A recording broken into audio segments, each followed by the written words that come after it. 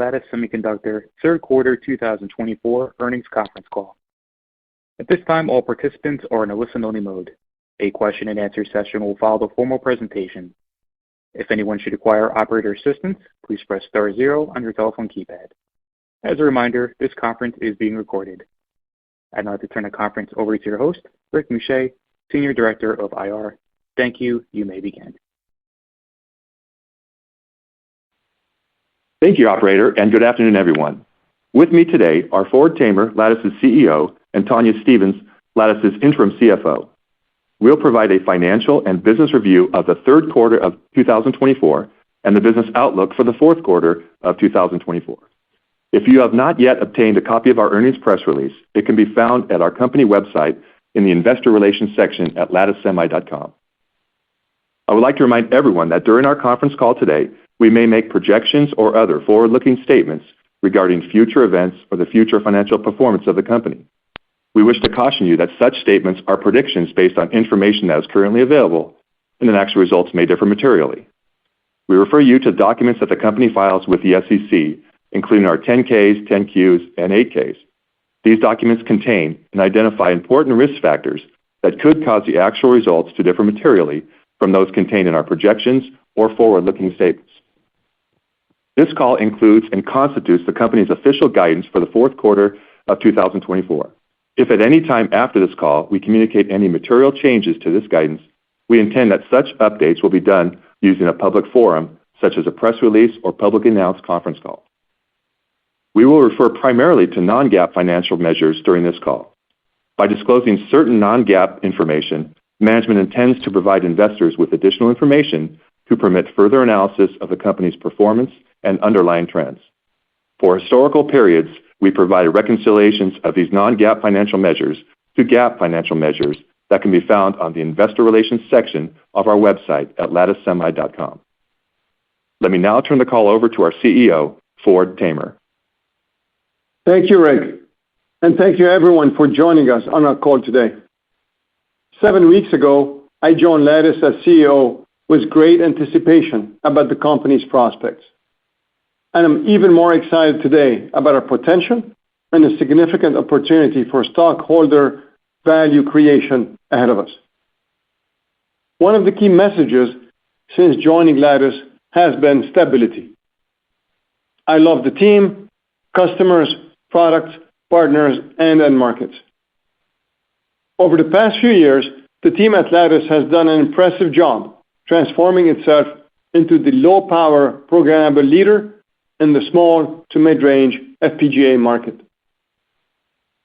For that, I extend my sincere thanks for everyone's hard work and continued dedication. I also want to thank Esam El-Ashmawi for providing continuity and stability as interim CEO.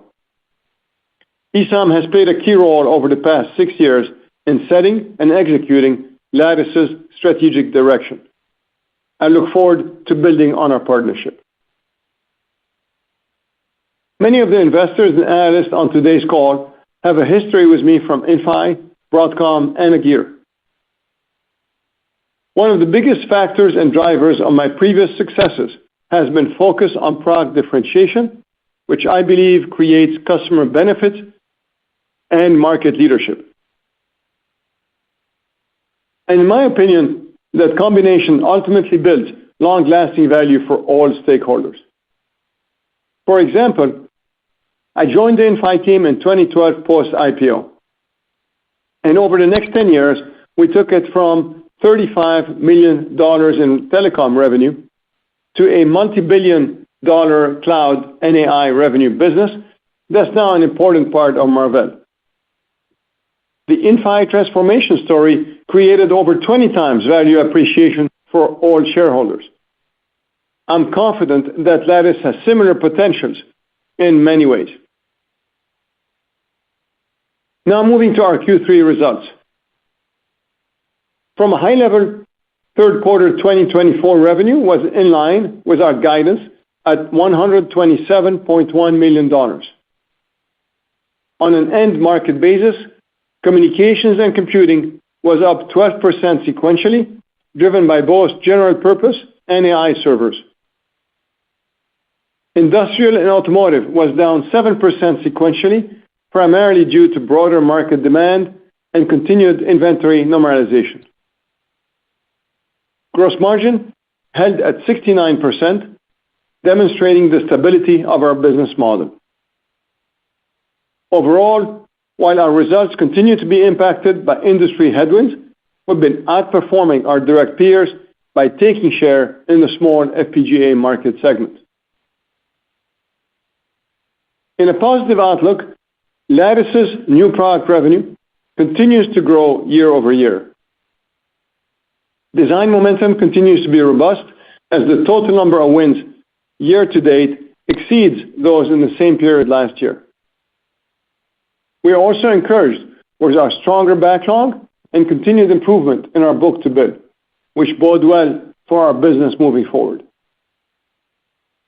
As we look ahead to Q4, we expect revenue to be in the range of $112 million to $122 million. Based on our discussions with customers and partners, we now expect more of a U-shaped recovery than a V-shaped one in 2025. With that in mind, we anticipate low single-digit revenue growth in 2025 compared to 2024, with the expectation that channel inventory will begin moving back to the midpoint of our target range and enable Lattice to execute to our long-term revenue growth targets of 15% to 20%. That said, when you consider our strategic plan, strong team, differentiated product line, breadth of market applications, leadership position in low power, and robust ecosystem, we strongly believe that Lattice is still a sound investment opportunity with clear visibility into the upside. Since joining Lattice, I've had very productive meetings with customers, partners, suppliers, and employees. These included multiple customer meetings and reviews across all segments, specifically communications, computing, industrial, and automotive. I have been pleasantly surprised at Lattice's deep consultative relationships, where we are the trusted partner for small and mid-range FPGAs. This is because our team understands customer pain points and can jointly develop win-win partnerships. Our industry-leading roadmap includes low power, small size, large number of interfaces, differentiated features, solution stacks, and support. All this has generated positive feedback from our global customers and partners. And from here, we plan to double down on our small to mid-range FPGA offerings. This focus will be a key enabler in Lattice's transformation to the next level in our business. We are optimistic that we have everything in place to become a much larger company and to accomplish our goal of reaching the $1 billion revenue mark. We have high confidence in this goal, given the size of our addressable market and tremendous number of market opportunities in front of us. Now, there are three reasons why Lattice remains strategically well-positioned for growth. First and foremost, Lattice has a history of diligent financial discipline, aligning our investments behind what we believe to be the highest return opportunities. These efforts directly extend to our operating expense plan going forward. After careful consideration, we implemented a 14% headcount reduction last week. This is the first headcount reduction of this magnitude in recent history at Lattice. We do not expect any additional reductions will be needed. We reduced non-headcount operating expenses by a similar 14% as well. The actions were primarily done as part of our shift our targeted resources from high-cost to low-cost regions as we work to drive for more efficiency across the business. Importantly, even though we took these actions, we intend on maintaining the integrity of our product roadmap and our customer support and demand creation. there is no expected change in what we're delivering to our customers. For example, our 7th Nexus device family achieved initial production in Q3, and Avant G and X remain on track for initial production in Q4 of 2024. As you recall, we expected more of a U-shaped recovery than a V-shaped one in 2025, with low single-digit revenue growth. We are confident and expect that anticipated revenue growth, combined with the 14% OpEx reduction, will help drive annual earnings expansion in the low double-digit range in 2025. The second reason Lattice remains attractive is our leadership position in our strategic core markets of communications, computing, industrial, and automotive. We intend to lean into and leverage Lattice's rich history of innovation and differentiation to drive and sustain that leadership. There is considerable value in our low power and small size leadership position, and this has been reinforced by the many customers and partners across all of our end market segments. I heard firsthand about the benefits that our Nexus small FPGA family and our Avant mid-range FPGA family are offering. And from a feature differentiation, our customers are increasingly standardizing on Lattice low-power solutions in multiple applications, including security, video processing, and edge AI. The third reason Lattice remains attractive is our focus on edge AI, a fast-growing market by all measures. We have strong traction with AI in servers, laptops, and early traction in industrial and automotive applications. In data center servers, example Lattice applications include control, management, and security in support of generative AI workloads. At the recent Open Compute Project, or OCP, there was a great deal of interest in our data center solutions, where our OEM partners showcased the broad usage of Lattice FPGAs in AI servers.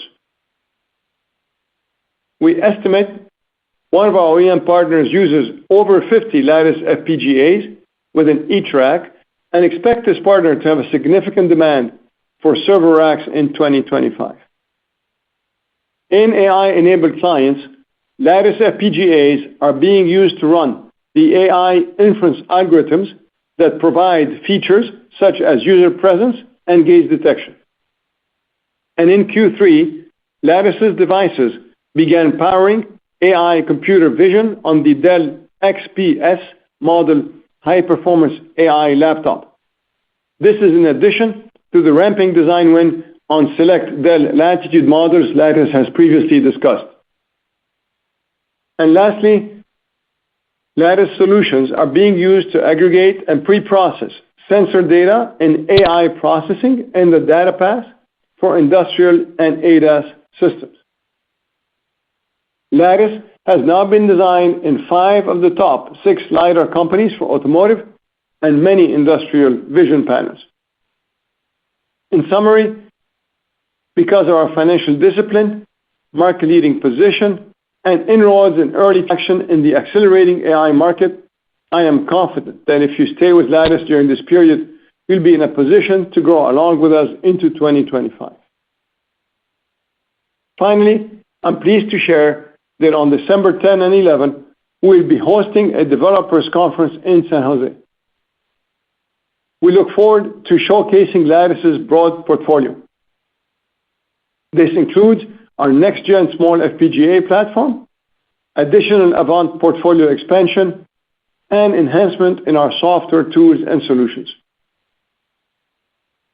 I am personally looking forward to meeting you, our customers, and partners. I will now turn the call over to our interim CFO, Tonya Stevens, who will provide a few details about her background before discussing the financial review of the quarter. Tonya, I look forward to working with you in your expanded role.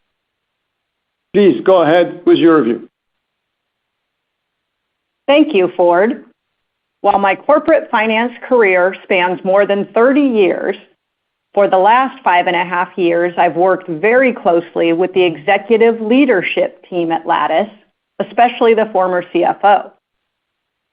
I worked as corporate controller, but also doing many other aspects of the CFO role. I'm confident this will help ensure continued stability and precision in all our processes and financial reporting as we move forward. Let me now provide you with a summary of our third quarter 2024 results. From a high level, Q3 results were in line with expectations. Our profitability expanded, our operating cash flows more than doubled sequentially, and we continued to return cash to shareholders through share buybacks. Specifically, third quarter 2024 revenue was $127.1 million, up 2% from the second quarter, down 34% year over year, which reflects continued inventory normalization. Communications and computing grew sequentially 12%, driven by strength in computing, which more than offset softness in industrial and automotive. These two strategic end markets comprise over 90% of total Lattice revenue. Our Q3 GAAP and non-GAAP gross margin was 69%, reflecting the continued stability of our gross margin despite the overall market softness. Q3 non-GAAP operating expenses were flat with the prior quarter at $54 million and down 7% compared to the year-ago quarter. This is a result of our continued discipline in managing our operating expenses, particularly SG&A. As Ford told you earlier, we implemented a workforce reduction of 14% last week, which resulted in a one-time GAAP charge of $6.5 million for the third quarter 2024. This action better aligns our resources to support the current business level. Our Q3 non-GAAP operating margin was 26.6% compared to 25.4% in the prior quarter, driven by stability in our gross margin, coupled with disciplined management of operating expenses. Q3 EBITDA margin was 33.7%, up 160 basis points from the second quarter. In Q3, diluted shares outstanding was 137.9 million, resulting in Q3 non-GAAP earnings per diluted share of 24 cents compared to 23 cents in the prior quarter. Moving to our cash flow and balance sheet, cash flow from operations in the third quarter was $44 million. This was more than double the cash flow from operations in the second quarter. Free cash flow margin increased to 31%, up from 12% in the prior quarter. Our inventory at the end of the third quarter was $104.5 million, which is an increase of $3 million from the prior quarter. On a year-over-year basis, inventory was flat. In Q3, we repurchased approximately 370,000 shares, or $17 million of stock, making Q3 our 16th consecutive quarter of executing share buybacks. Over that period, we have repurchased approximately 5.6 million shares, thereby reducing dilution by 4.1%. Let me now review our outlook for the fourth quarter. Revenue for the fourth quarter of 2024 is expected to be between $112 million and $122 million. Gross margin is expected to be 68%, plus or minus 1% on a non-GAAP basis. Total operating expenses for the fourth quarter are expected to be between $52 million and $54 million on a non-GAAP basis. Our tax rate in the fourth quarter is expected to be in the 5 to 6% range. Based on the above inputs, our EPS is expected to be in the range of 15 cents to 23 cents. Operator, that concludes my formal comments. We can now open the call for questions. Great, thank you.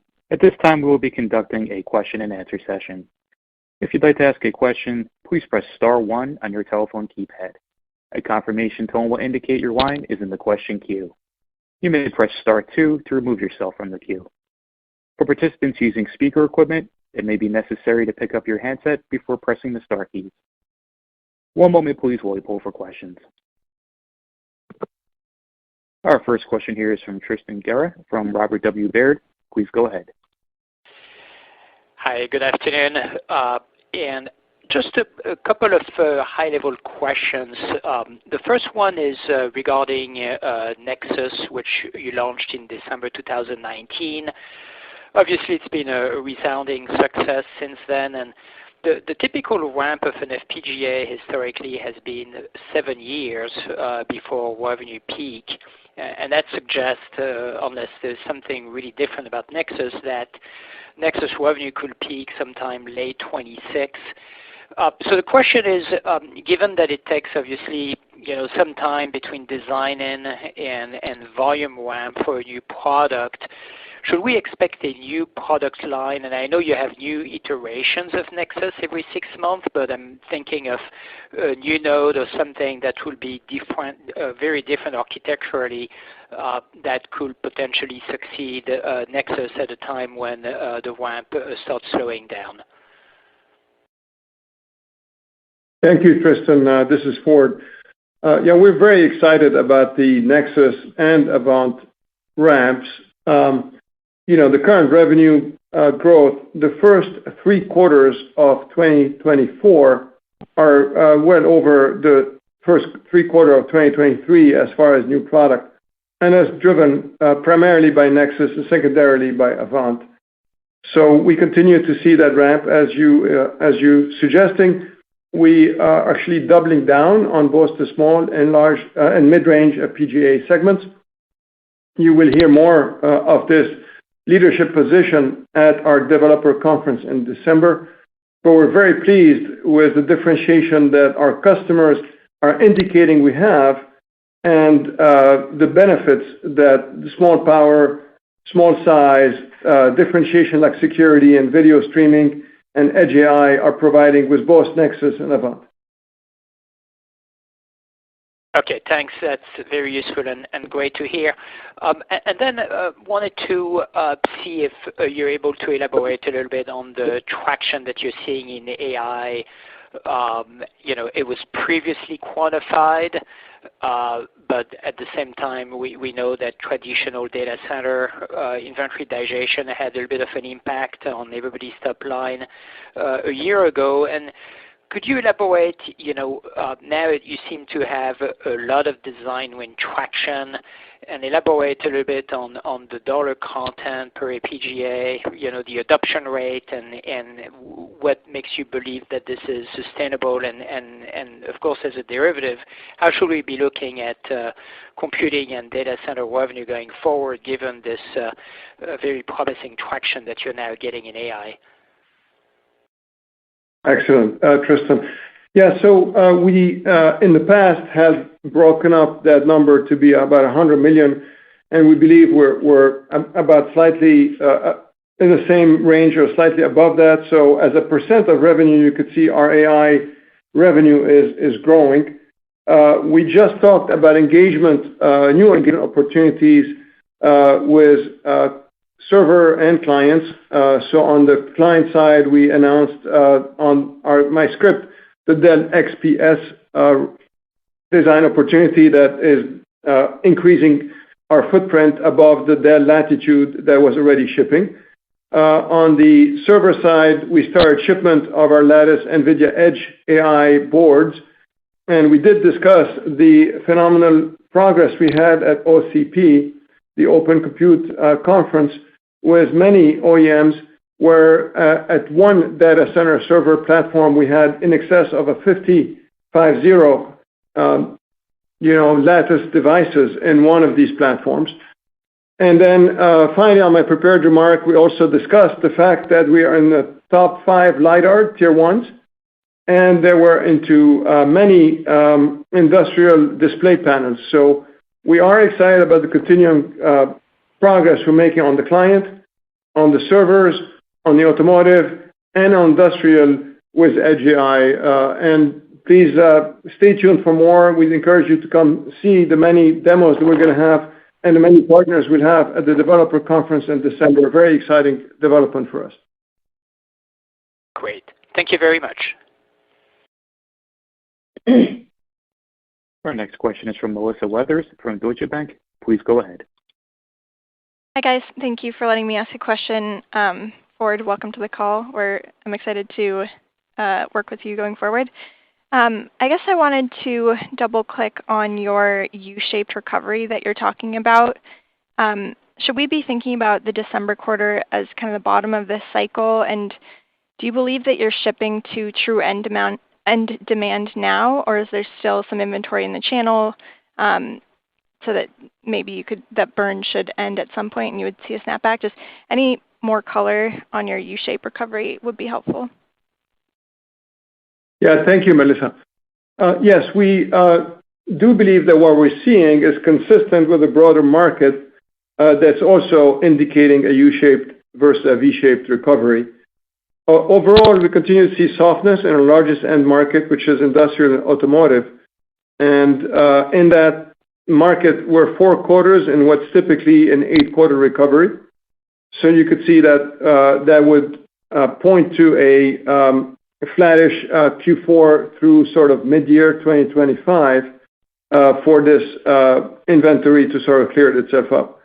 And on purpose, what we've done, we've worked with our channel partner to glide down that inventory position in the channel to where it goes back to normal inventory by sort of Q2, Q3 of 2025. And we're being applauded by this channel partner for being good partners in helping them do that and sort of getting inventory levels in the channel to normal level, which is about 2 to 3 months, okay? So when we look at our long-term fundamentals, the demand recovers in sort of around the second half and then starts driving back to our regular run rates of 15 to 20% revenue growth in 26. And then if you combine all this with the sort of operating expense action we've taken, we do believe that the financial discipline that Lattice has shown in the past will shine again and show double-digit earning growth expansion in 25 and definitely beyond that in 26. Hopefully that answers the question. I'm happy to give you a lot of data. We've obviously spent a lot of time on this topic, and we could spend a lot of time on this if needed. Yeah, thank you so much. Maybe a little bit more color on that. Is there anything you're seeing from a pricing perspective or from a competitive perspective that could be weighing on your outlook into 2025, or do you think this is mostly market-wide dynamics? Yeah, we believe it's mostly market-wide. We have been very disciplined, and we believe more disciplined than our peers in price and supply assurance. We've talked about our pricing optimization strategy and pricing ability in the past. During this difficult supply situation, we strike the right balance to ensure that our broad-based 10,000 customer had minimal disruption for their supply chain, and were able to continue to operate without disruption and meet their obligations. And this was very important to us to be customer-friendly as opposed to just focusing on a few large customers aligned with certain segments. So we did a really good job, we believe, in a supply-constrained world to really be a very strong, trusted partner for our customer and ensure that they didn't see any disruption. And so we at this point, you could see from our gross margin that the stability of our gross margin, despite a product mix that's gone more towards a compute and comms, which is typically harder than industrial automotive. And despite a lower revenue trend, we've been able to maintain our gross margin, which shows the durability and strengths of our financial model. Thank you, Ford. Our next question is from Christopher Rolland from Susquehanna International Group. Please go ahead. Hi, guys. Thanks for the question.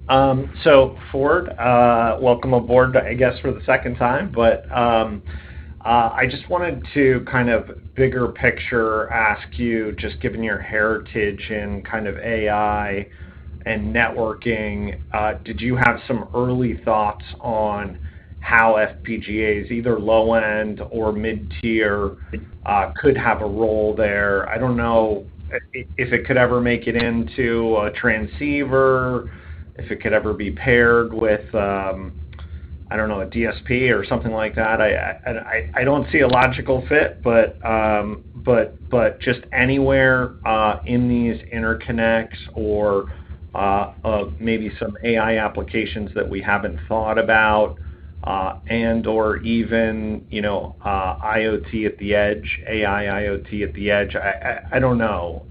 But just given your heritage, maybe you can talk to these opportunities, and are these some of the brightest you see for Lattice? Thank you, Chris. I appreciate the question. So maybe I'll divide the answer into two parts. Since joining, I've been talking about self, and you've got a bit of background. If you don't mind muting, Chris, or I don't know if that's you, but Yep. Can you mute us? Okay, thank you so much.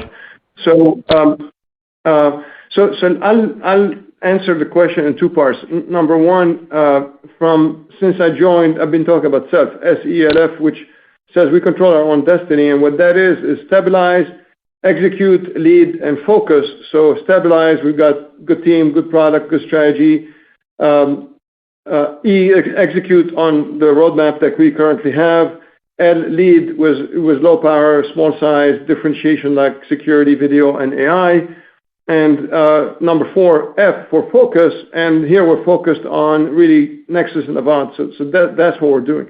Coming to AI now, we're actually above all the trends you discussed. So for example, when you talk about a transceiver, the device that sits between that switch and the many optical module to light the LED and provide things like telemetry and all kinds of measurement function as sort of this bridge between, if you wish, the switch and these optical transceiver. We're sitting in there providing this bridging and sort of LED and control type of function.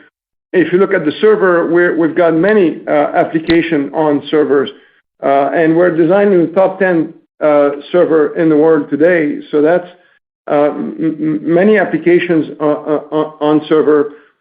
Same with IoT, same with client, same with all the applications you mentioned were designed in doing things like pre-processing, HMI, user and object detection, gesture and gaze, defect detection, security, 3D audio with head tracking.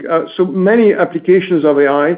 We're not always in a data path. Sometimes we're, and most of the time, we probably call it 20% in the data path and 80% more of a sort of supporting function, not the main chip. But you're going to see us in all of the applications, and given our current focus on AI, you're going to see us in more applications. So I do expect our percent of revenue coming from AI to grow over time, Chris.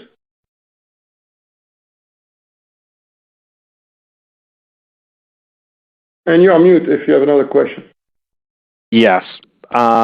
Thank you for that, Ford. Appreciate. And maybe for a follow-up, some of your FPGA competitors have married their kind of FPGA fields with a hardened ARM core. I think there's also the potential for even a microcontroller. I think the last management team didn't seem particularly interested in this. I was wondering if maybe you would revisit this and whether you think this is interesting at all. Thank you. Yeah, thank you, Chris. You should come to our developer conference, which I think you'll be attending, and see the many partners we have on the microcontroller side. And so whether it's a long list,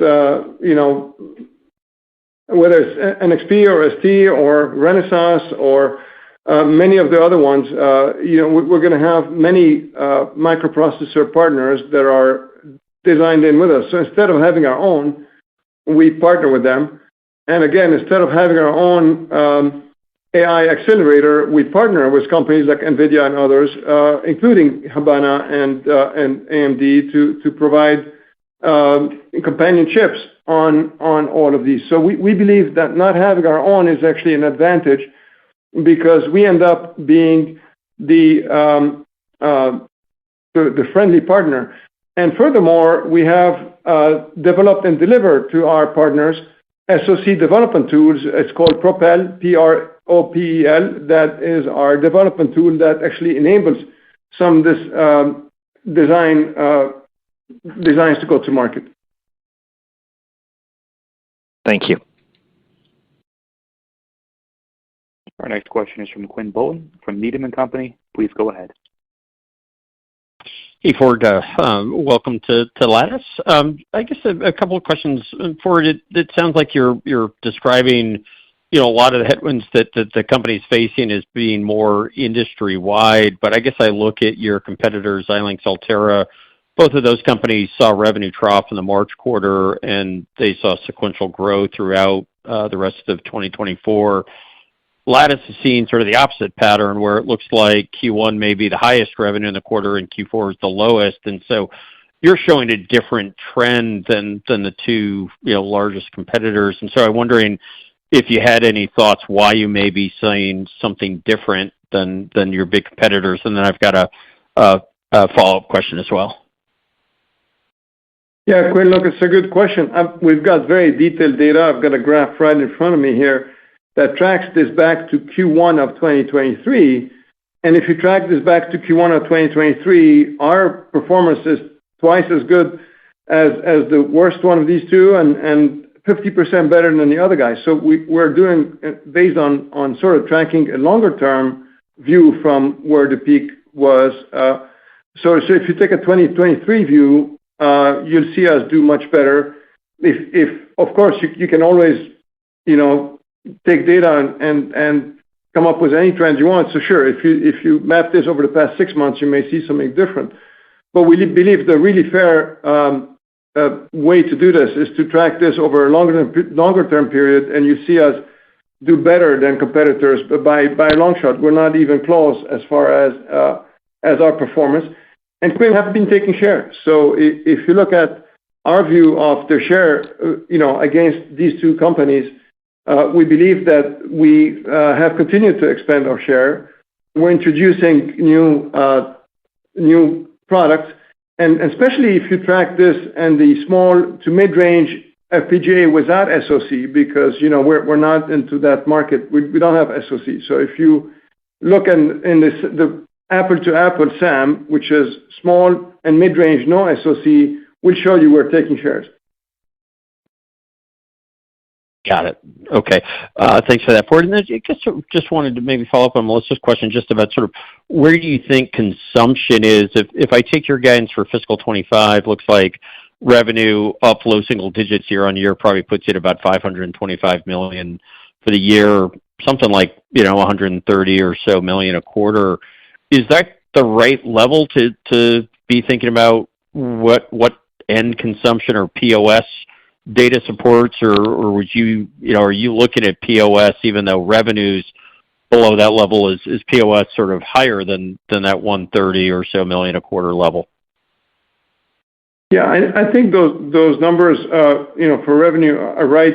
I'm going to let Tanya chime in here. Tanya, you want to take this question? Sure, and that's a great question, and you're exactly right. When we look forward to 2025, as you heard in Ford's prepared remarks, we believe that disti inventory currently is at the high end of the pre-pandemic levels, and we believe through 2025 that'll get more to the mid-range of our target range.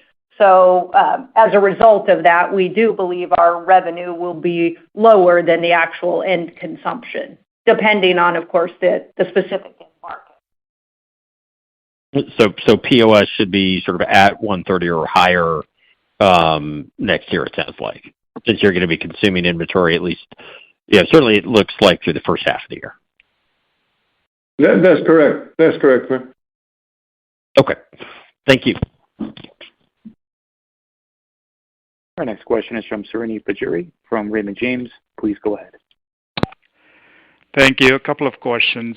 For the very near term, as we look out to the next quarter and also into the first half of next year, I look at your two different segments. One, obviously going through a cyclical correction in auto and industrial, fairly well known. But the other one, you're basically doing quite well when it comes to servers because of the content increases. Those are, I believe, secular. And also you talked about AI design wins. So I'm a little surprised as to why we're seeing the weakness in the short term. Is it primarily still auto industrial correcting, or are you seeing some correction in the comms and compute as well? No, Srini, I think let me share with you numbers that are public that you know. So if you were to go back, let's say to Q1 of 2023, at that time in Q1 of 2023, industrial auto was 59% of revenue, and comms compute was 36% of revenue. And so if you fast forward now to this quarter we just announced in Q3, industrial auto is 43% and comms and compute is 48%. So you could see a pretty big shift from one to the other. And so despite that, despite this product mix and despite lower revenue, we have been able to maintain a solid gross margin and solid financial operating metrics on the EPS, EBITDA, free cash flow, which jumped nicely quarter on quarter. And furthermore, going forward into 2025 and 26, we should be back up into the right and back in good shape. But you've had a pretty big change here from in these end segments that we've been able to weather because of the growth in the compute and comms. And again, if you look at compute and comms, obviously comms has not been very strong because of 5G being delayed. So you could even read further into that compute is actually quite strong. Okay, and you expect that to continue in the next few quarters, Ford? Or are you seeing any weakness there as well? No, we do expect that to continue, and as Tanya just answered, that we do expect the POS now being higher than revenue, and so we continue to glide down that inventory to mid-year 2025, and then after that we're back up to the right. It's just we're a couple of quarters away from this, and in the meantime we'll have the financial discipline to continue to drive good earnings expansion. Fair enough. And then a quick follow-up on the workforce reduction. The guidance for next quarter, $52 to $54 million, does that fully reflect the 14% workforce reduction? And then, Ford, I think at the Analyst Day, you're still maintaining that 15 to 20% that was communicated at the Analyst Day. And at that time, I think the management communicated about 30% OpEx. Is that still valid? Or, given the cost cuts, should we expect something below the 30% longer term? Thank you. Yeah, and I'll take that. This is Tanya. Your first question on our OpEx guidance, of course, the workforce reduction it isn't done at the beginning of the quarter and takes time to fully implement, but our operating expense guidance does contemplate our assumptions around that workforce reduction. And we do expect that to continue to benefit our 2025 results as well. So if you're thinking about our 2025 model, Ford mentioned in his prepared remarks that we expect low single-digit revenue growth in 2025 compared to 24, improving as the year goes on and we come out of the inventory digestion cycle about mid-2025. We expect margin to be primarily flat year over year. but we expect sort of high single-digit OpEx reduction compared to 24, mid to high compared to 24 as a result of both the headcount and non-headcount OpEx reductions. And it's a 14% reduction in our headcount and our higher OpEx run rate. We also, you saw, guided our non-GAAP tax rate. It's expected to be in the mid to high single digits then as we carry forward into 2025. And all of those factors provides a low double-digit EPS earnings expansion outpacing revenue growth. So that's kind of how we're thinking about it. Got it. Thank you. As a reminder, if you'd like to ask a question, it is star one. And our next question here is from Ruben Roy from Stifel. Please go ahead. Yeah, hey, thank you. Hi, Ford. I wanted to ask Ford just on new products, and it's great to hear that the new product growth has continued. But when I think about 2025, obviously, we've got these industry headwinds, which are well known, I guess, at this point. But we were also expecting higher ASP Avant to kind of roll into the model. I guess the question is, the incremental from Avant, has anything changed given what's going on with the end market? In the way you're thinking about the Avant rollout for next year, is it maybe delayed a little bit from sort of earlier expectations, or no changes there, and it's really just the core products and the core markets that are creating these sort of headwinds that are driving the U-shaped recovery expectation? Yeah, no, thank you, Ruben. Nice to reconnect. No change on Avant. We're pleased with the traction of Avant. We continue to drive increased design win with revenue from new product expect to be in the double digits for 24 and continue to grow from there, led by Avant. So the opportunity for the Avant is bigger, as shown from the funnel. Opportunity that we're seeing for Avant is quite bigger than the same time ramp in Nexus. So we're seeing early revenue of Avant E, which is what we have introduced some time ago. Avant G and X are on track for prioritization in Q4 and early revenue.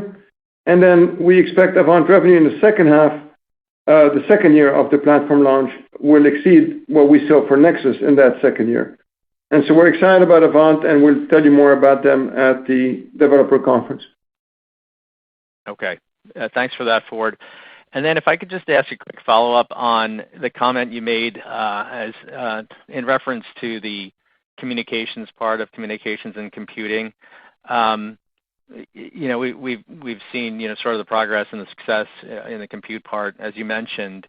On the communications part, we are starting to hear some data points that would suggest that there's a bottoming on infrastructure and maybe even a little bit of improvement here exiting the year. Is that kind of the way you're thinking about that business, or is the part still a potential area of headwind as we look ahead to 2025? Thank you. Yes, I mean, Ruben, I think your characterization is correct, and so we do expect comms to normalize and second half of 25 be on track to grow along with the rest of the portfolio. Okay. Thank you, Ford. Thank you, Ruben. Our next question is from Joshua Buchalter from TD Cowen. Please go ahead. Hey, guys. Congrats on the first earnings call at Lattice, and thank you for taking my question. I wanted to ask about some of the assumptions and follow up on some of the earlier comments that are going into the low single-digit % growth next year. I know you've given us a time frame of when you expect digestion to cease, but any way you can quantify the magnitude? And I guess the real reason I ask is, the prior management team had put out the 15% to 20% long-term growth target. Is that still the right number you're thinking about, or is that under evaluation right now? Thank you. Yeah, thank you, Josh. The prior target of 15 to 20% revenue growth is still the correct target, so we're not changing that. We're saying, in my prepared remark, we did comment that we expect to come back to that guide of 15 to 20% in 2026. We also said this U-shaped recovery we expect the revenue to be flattish in Q4, Q1, Q2 of next year, and then as this inventory situation normalizes, to start seeing growth in the second half of next year, leading to this stronger growth into 2026. Got it. Thank you. And then for my follow-up, I think the prior management team had mentioned that inventory in the channel was a little at the high end, but still within a range that it was comfortable with, but they were more concerned about end customer inventory levels.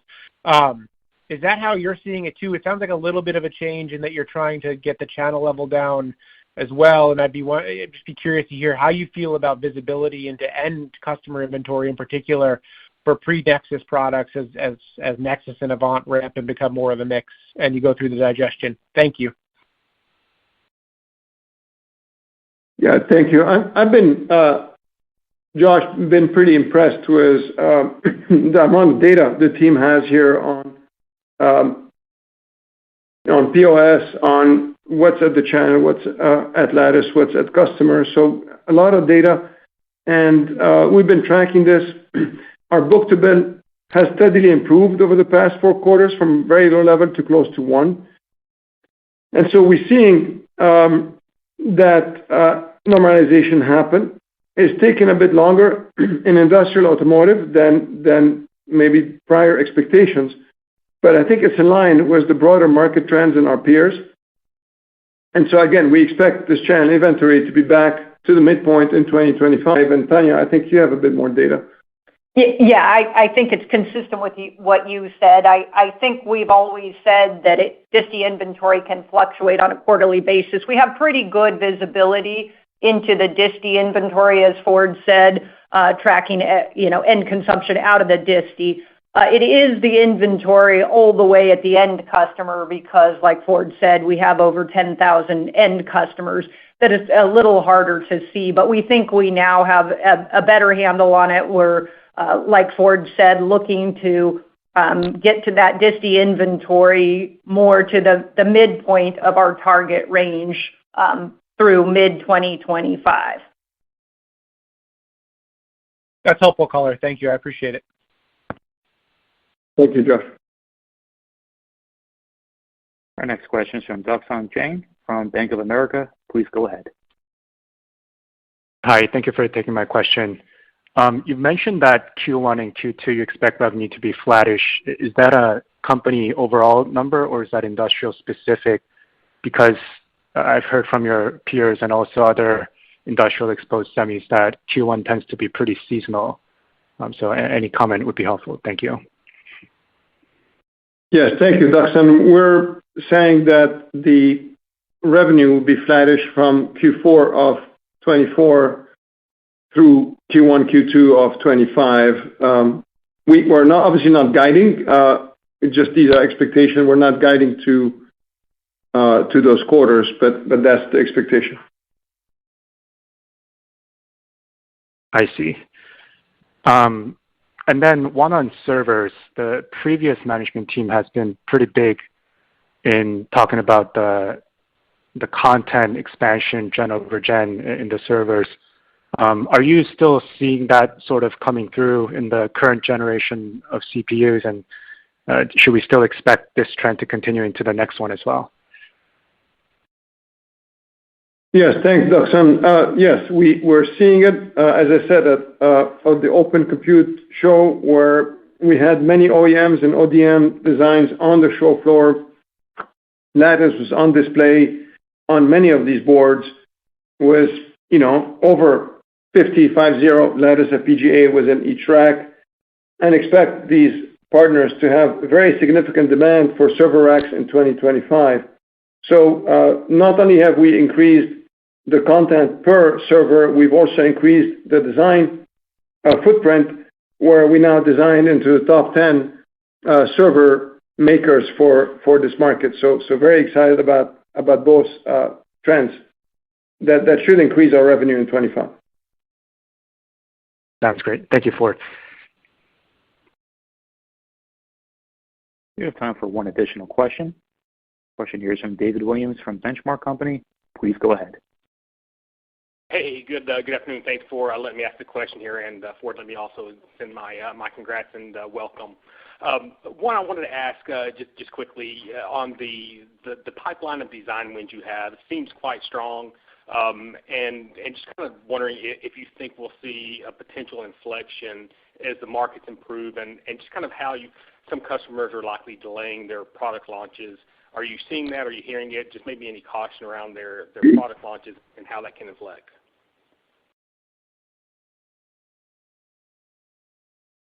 Yeah, thank you, David. I'm very excited about the footprint of these design wins because they range, anywhere from the top 10 server and storage, the top 10 leading comms, the top 10 factory automation, the top tier auto OEMs, the top PC OEMs, across many applications. We talked about edge AI, imaging and vision, robotics, motion control, various automotive, both in-car and ADAS type application, test and measurement, video broadcast, system control, power interfacing, security, sensor integration and fusion, and then many in specialized harsh environment, including avionics and defense type of applications. So the applications are varied.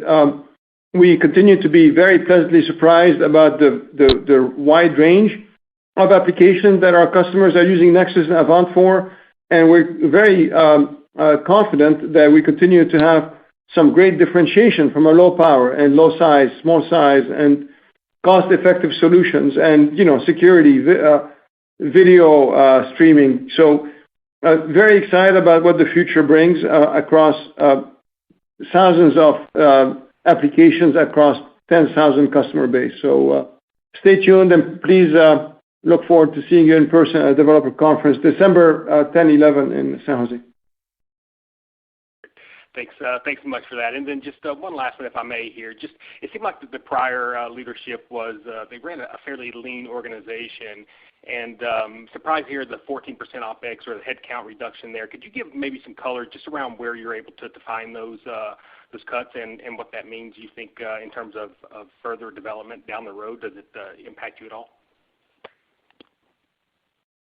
Yes, thank you, David. So we took action. We're done. It's behind us, and now we're back to execution. And we had to do it to maintain the financial discipline of our model, and you'll see the benefits and very strong EPS and EBITDA next year.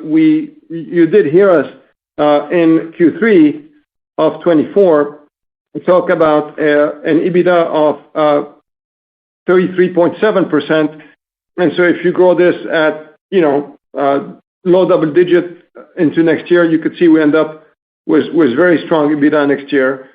And so that's the financial discipline and benefit of doing this, but we're done. There's no impact on the product roadmap because we moved a lot of these resources from sort of high cost geography to lower cost geography. I just came back from Penang and Manila, and I'll be on my way to Shanghai and Montreal and Austin, and after this to Taiwan and Pune, India. And so we've done a good job sort of balancing the headcount between these geographies. And right now we feel like we've got the right level of investment to support our growth and the numbers we discussed with you on this call.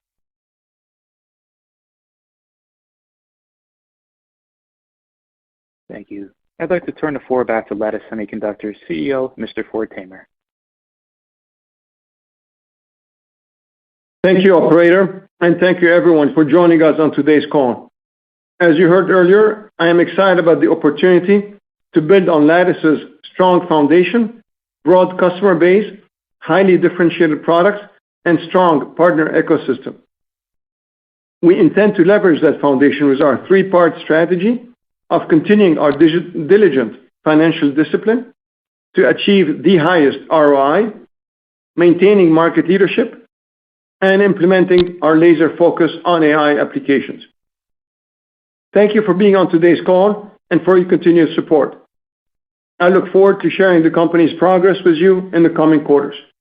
Operator, that concludes today's call. This concludes today's teleconference. You may disconnect your lines at this time. Thank you again for your participation.